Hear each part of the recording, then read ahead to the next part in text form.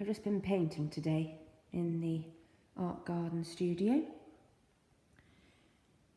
I'm just going to show you my watercolour in progress. Now what you have to remember is that sometimes you'll see it this colour, but with watercolours it can always fade. So you see it very strong, but when it's dried and then I take images of it ready for selling, it could look quite different. But maybe it won't, I don't know. It looks like the yellow and the contrast of the orange is sitting rather lovely at the moment. But in my last watercolour, it had faded from an amazing yellow to a peach, which I couldn't believe. So I've used a 3-colour technique. There's my plate full of many colours. And another one for the dark colours. As you can see, this is turning into a dusk scene.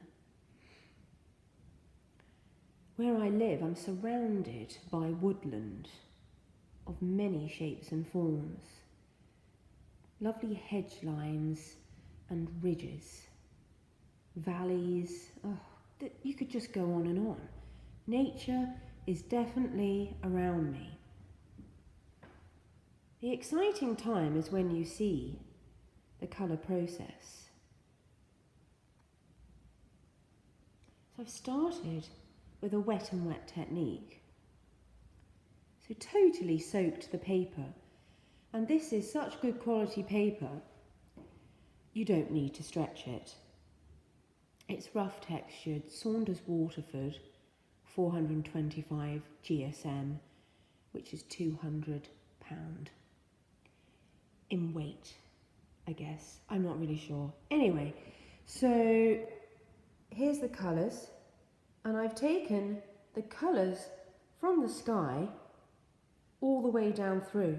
That's how you can see the light peering through the darker shades that I applied last of all.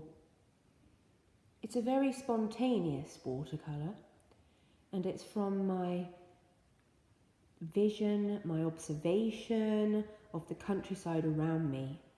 And I wanted to do it in a narrow format because I've been painting very big lately, and this is still big, but it's long and narrow, as you can see. Yeah, look, it's quite hard filming this, right, but it is very long and narrow. There you go.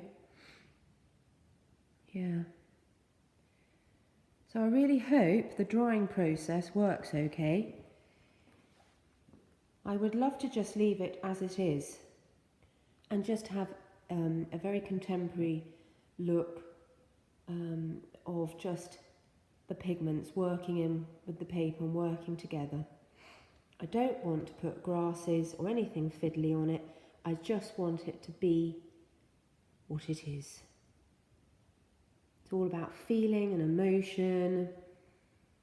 Oh, just that, yeah, that excitement when you step out into the countryside and you go for a walk, it could be at the end of the day, and you see this amazing dusk light. And in the winter months, it's even more spectacular.